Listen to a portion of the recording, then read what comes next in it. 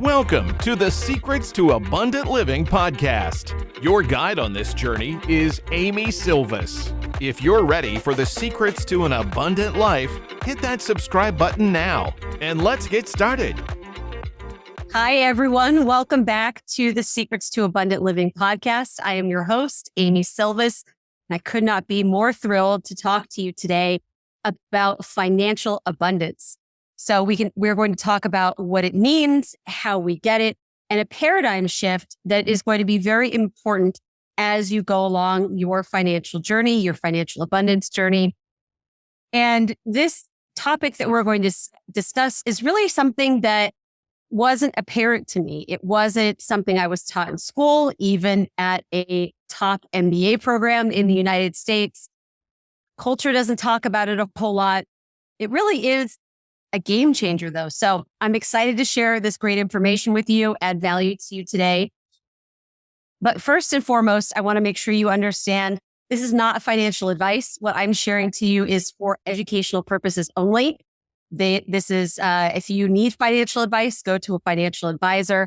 I am simply talking about my journey, what I've discovered, and giving education along that line. So with that being said, we've had various incredible guests on the podcast, and they talk to us about what living an abundant life means to them, how they've been able to arrive at this abundant life, and the strategies and tools that they've used to get there. One common theme that you will find for many of our guests, and I've found this while talking to hundreds and hundreds of wealthy investors that I have that invest alongside me, is that they use money in a different way.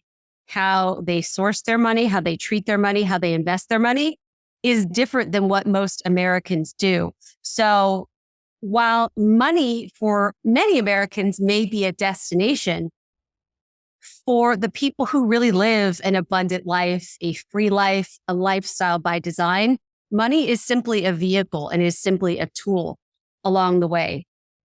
So that gives you a little bit of a framework there. But I do really think most people think that they want money, but in reality, what they want is more freedom. So I don't know if that resonates with you, but it certainly resonates with how I used to think before I had this very big paradigm shift.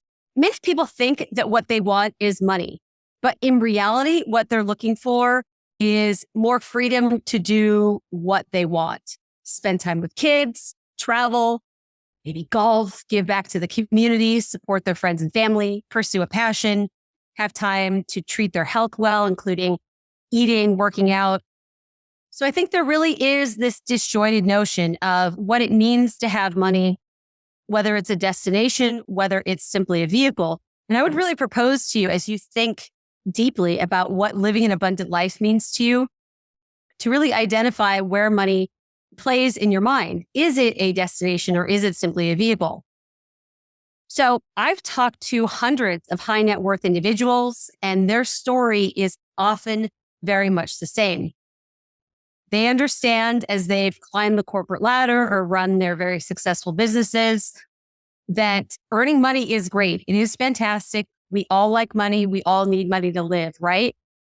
But if we don't have the freedom to enjoy that money, and instead we put off that enjoyment or put off that freedom to be 65, 70, 75 years of age, not many people think that it's worth it to sacrifice the rest of their life just to earn this money. The goal really is to be able to enjoy our life, right? On our terms. And that's really the paradigm shift. That old notion that we have to wait until retirement until we can live the life of our dreams, live the life in abundance. So my question to you really is, what if you could live like you're retired, but at age 40 or at age 50 or age 60 instead of age 65, 70, or 75, which is really the old way of thinking about things. So as I mentioned, I like money. I think it buys a lot of incredible things. It really is a tremendous pathway. But if we want to add more abundance in our life in other aspects, with our relationships, with the way that we enjoy our hobbies, with how we give back to society, how we take care of ourselves, our health, our mental health, all of these things, we're going to need money, but we have to make sure that that isn't the ultimate destination. So the choice really is this, right? Our culture tells us we can use money to buy fancy cars, to buy fancy houses, or we can use money to buy our freedom, to buy back our time. And that I'm going to propose to you today is what can really unlock the life that we really want to live.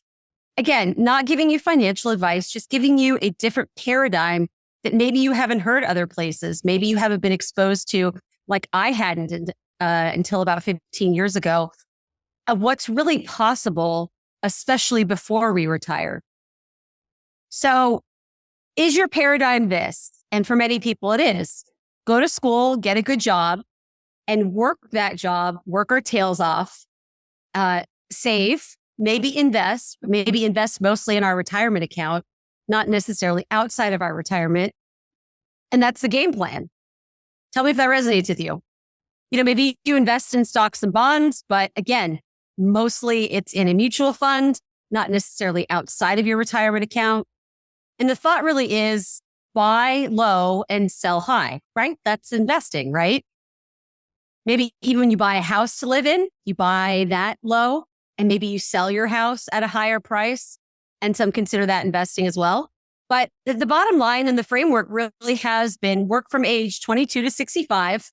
If you're lucky, maybe you'll have to work to be 70 or 75 and trade your time for money. Work 40, 50, 60, 70, 80 hours a week as you climb that corporate ladder, as you build your business. And that's just simply the path. So I want to emphasize and introduce the concept of different types of income.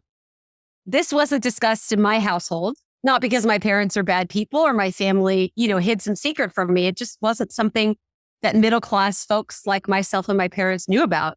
And it wasn't really discussed all that much as I got advanced degrees. Even as I got my MBA, I was being trained to be an employee, not necessarily an investor or to have the means to retire at an age younger than 65.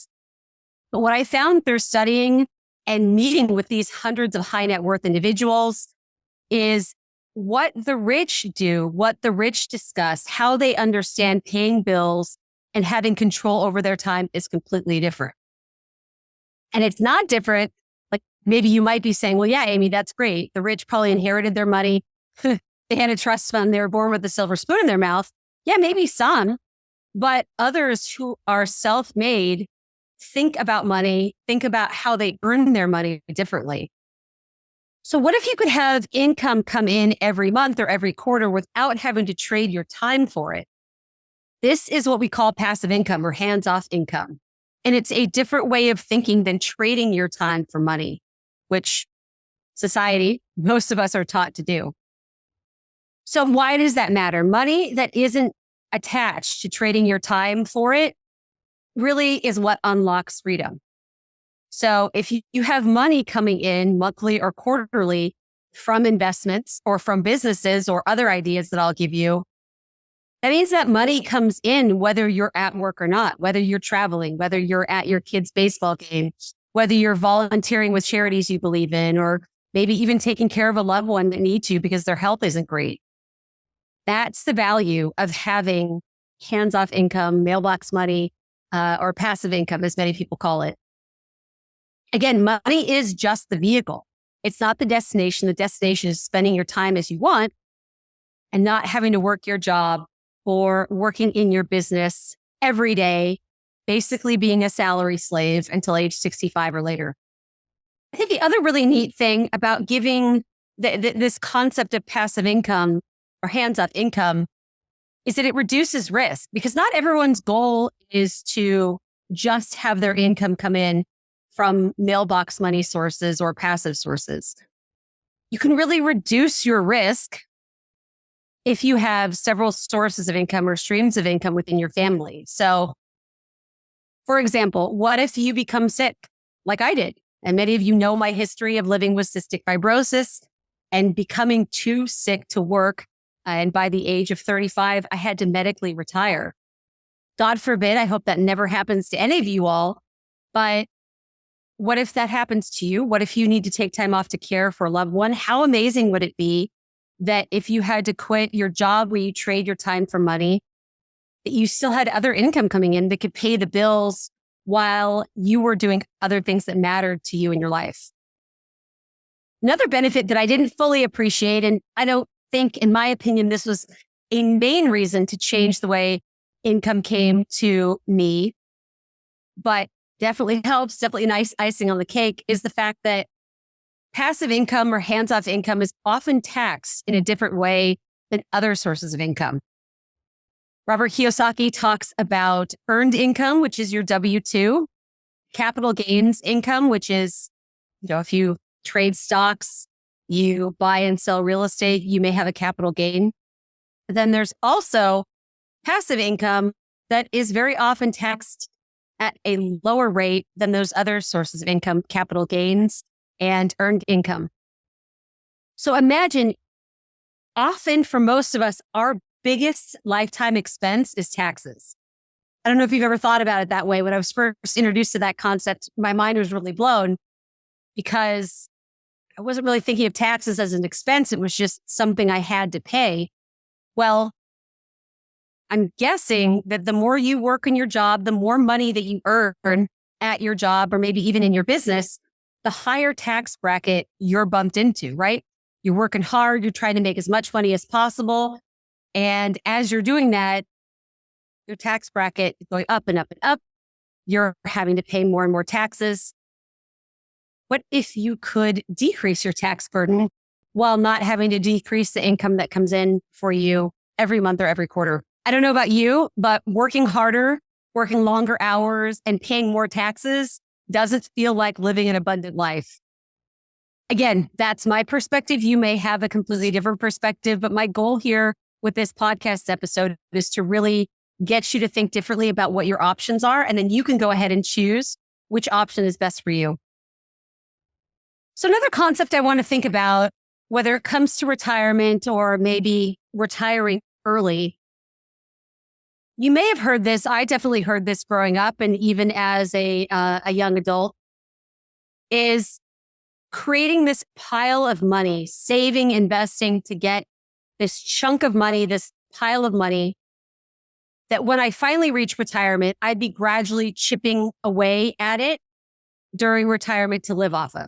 Now, granted, full disclosure, as you know, I live with cystic fibrosis. I was supposed to only live to be around 8 or 9 years old. So I wasn't exactly obsessing over retirement in my 20s and 30s. But thank God, this miracle medication I've been put on for the past 4 years and change, I now at 42 years old can start thinking about retirement. So I'm going to share some of this information that I've learned with you all too, in hopes that it's useful to you. But back to this pile of money. So we're investing. You may have even seen some of those commercials of, oh, what's your retirement number? Meaning how big does this pile of retirement investments or cash have to be in order to retire and last until you die?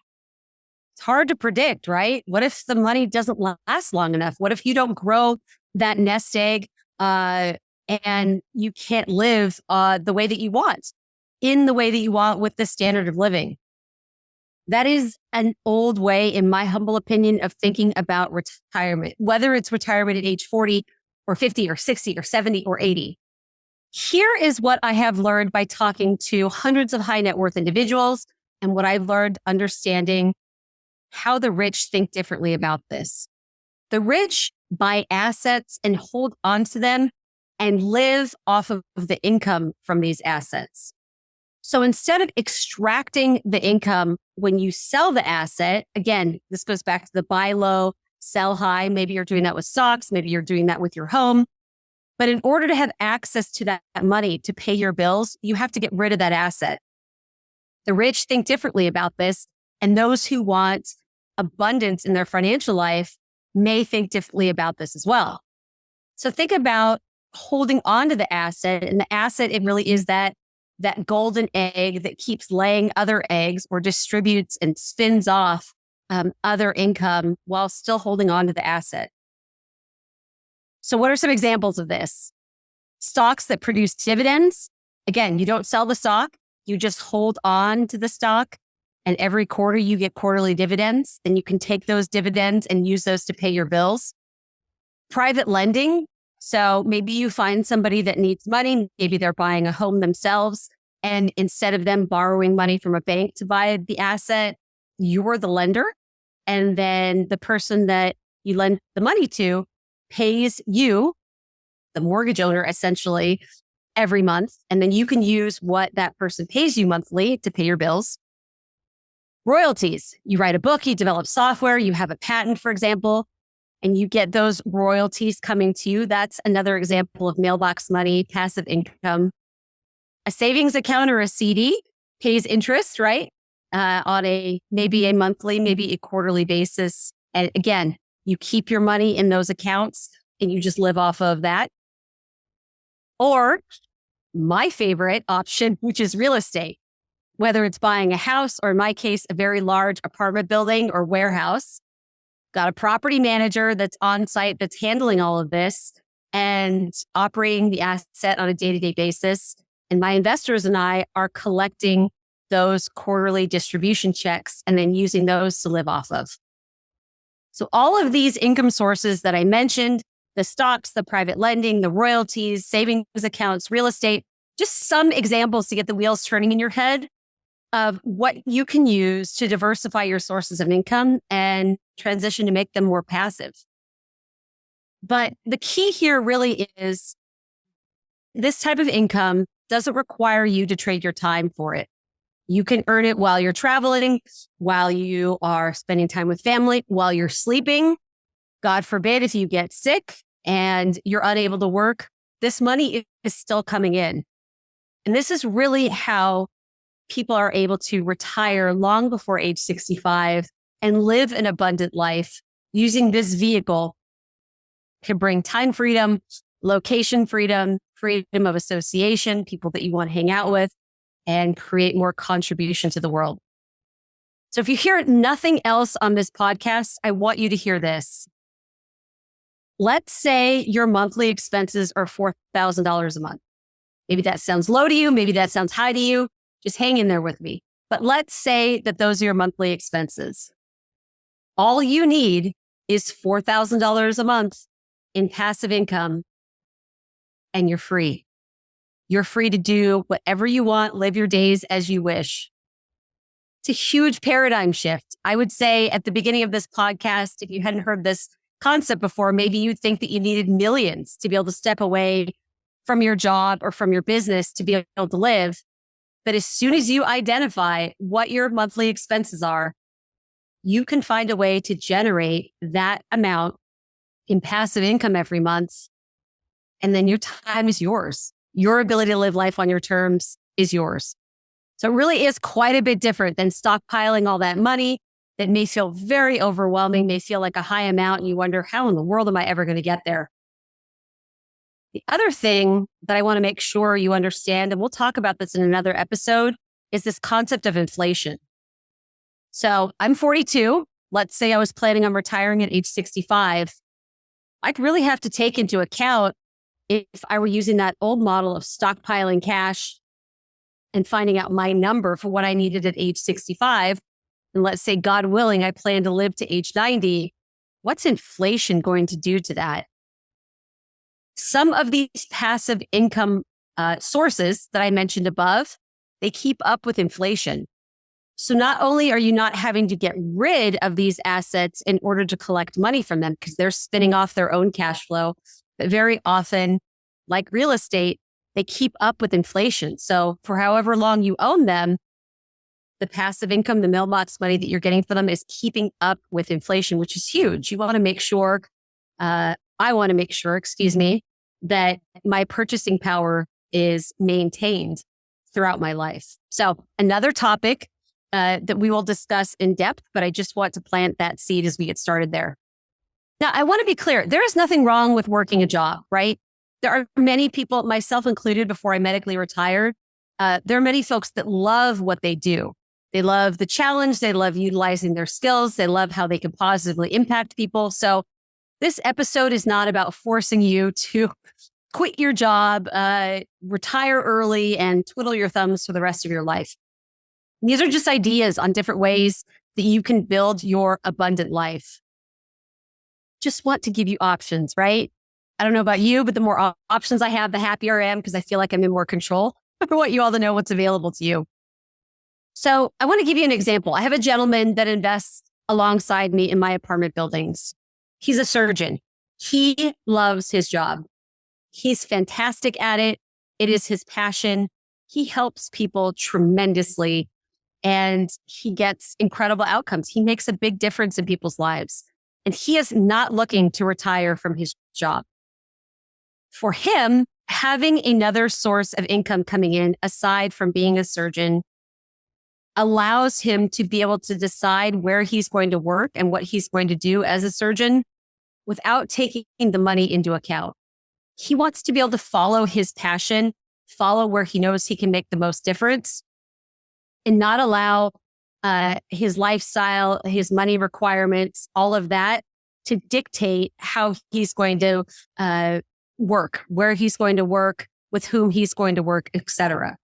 The extra income that he gets from the mailbox money, from the passive income that he has, supplements what he's doing to the point where he can just choose and follow his heart and his calling as a surgeon. So yes, it also provides him some security because in addition to those quarterly distributions that he gets from his real estate investments, God forbid if he needed to retire, if he lost his passion for what he had to do, or maybe he needed to take time off to be able to care for family members or anything like that, this provides an additional safety net for him because he does have the multiple streams of income coming in there. Have you ever thought about having multiple streams of income? Instead of relying on just one stream of income where you're trading your time for money, how would you like to free up more of your time and live a more abundant life?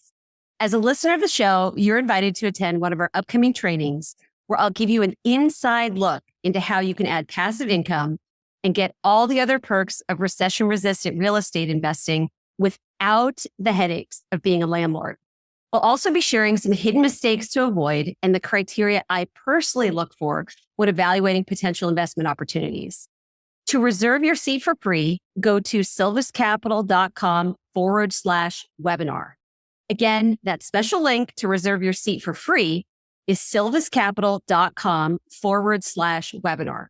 I look forward to seeing you on the training. And now back to the show. So you may be saying to yourself, all right, Amy, I get it. This is a paradigm shift. Going to school, getting a good job, working my tail off 80 hours a week, missing out on my family, my hobbies, neglecting my health.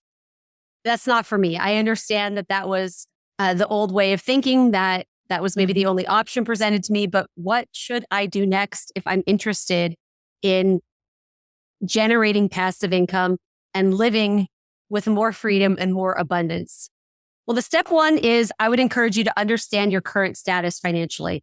It's really tough to have financial abundance in our lives if we're not sure where we are right now. So understanding what are your current sources of income? Is it just your job? Perfectly fine. Do you have other stock dividends, interest accruing from savings accounts, all of this outside of your retirement account? Do you have real estate income? I would encourage you to take some time, gather, and get the actual number of the income that you're receiving every month, every quarter, and every year. And then I would do the same with your expenses. Sit down and understand on an average year, what are your expenses? Divide them into months. So get your annual total. If that's easier for you, divide by 12, understanding what your average monthly expenses are. And that's step two, define your goal. Do you want to continue to have all of your income come from your job or your business? If so, that's totally fine. Again, I am not encouraging you or giving you financial advice. I'm simply giving you options and encouraging you to think through what it is that you really want. Maybe you want half of your income to come from other sources other than your job where you're trading your time for money. And you want your expenses, half of them to be covered by another source of income. Or maybe like some people like myself, you want to step away from the paradigm completely of trading your time for money. And you want your mailbox money, your passive income to replace your salary and cover all of your expenses 100%. Regardless of your goal, only you know what you want to do, but I want to make sure that you sit down and you think through that. And then, of course, what's your timeline? When do you want to achieve this? A year, 5 years, 10 years? There's no right or wrong answer, but this information is going to inform how you think through this and how we take the next step for our goals. So step 3 really is outlining next steps. If your goal is to generate hands-off income, what method sounds most appealing to you? So we need to take into account your risk tolerance. We need to take into account how much time you have to be able to give to this, because for some of these things, there may be a little bit of a ramp up period before they're able to be completely hands off. What skills do you have? Do you have skills that would lend themselves to some of these methods of collecting mailbox money? Do you have experience? Do some of your values align more closely to some of these examples that I gave that can generate passive income for you? So really think through what these options are that I outlined earlier, and which ones might fit you. Of course, step 4 is get an education, get a coach, get a mentor. This is going to be the game changer. You will find, maybe if you're anything like me, your instinct is to do a ton of research and then go off and try to do it on your own. I've been there. I get it. But I will tell you, as the great Tony Robbins says, success leaves clues. There are plenty of folks who are where you want to be, and finding a coach, a mentor, getting education in that respect will serve to really compress time and allow you to get to your goal faster. More fun to be around other people too, who can instruct you and make sure you don't hit common pitfalls, etc. So that will really reduce your risk as well. And then step 5 is to take action. Take action that maybe you've outlined it with your coach or your mentor. Maybe you've done all the research that you need to do. You've got your goal set. Go out there and work your plan. Your freedom is significantly closer than you think. I think for me, if I can leave you with some parting words, this can feel a bit overwhelming at first. If you're really thinking about these concepts, maybe you've never heard them before, maybe you've dreamed of them, but weren't quite sure what was really available to you.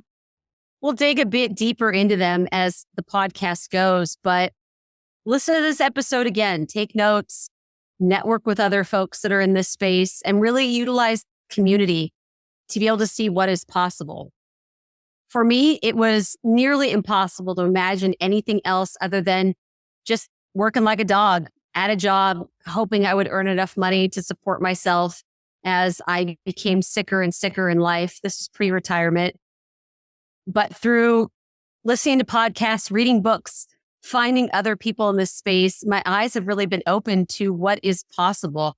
There is a whole group of people that, again, aren't looking to save millions and millions of dollars and stockpile that in hopes that maybe if they're lucky by age 70 or 75, they'll have enough money to retire and maintain their quality of life. People are examining and seeing that their expenses are $4,000 a month, and all they need to do is to find ways to generate hands-off income that are $4,000 a month. And that can go on in perpetuity if you never sell those assets, and boom, then they're financially free. All right. I hope this episode was valuable to you. I know it can be a bit of a brain stretch, but I am just so excited to continue to share the amazing breakthroughs that I've applied, that so many others have applied in their life, and you can too on your journey to living a very abundant life. I hope you have a great day, and I look forward to seeing you on the next episode. Take care. Thank you for joining us on another episode of the Secrets to Abundant Living podcast. We hope you found inspiration and valuable insights that will empower you on your journey towards abundance. If you enjoyed today's episode, don't forget to subscribe, rate, and leave a review. Your feedback means the world to us, and it helps others discover the secrets to an abundant life too. Stay connected with us on LinkedIn, Amy Sylvis. Keep striving for your goals, nurturing your relationships, and embracing the adventure that is life. Until next time, We wish you an abundantly fulfilling day.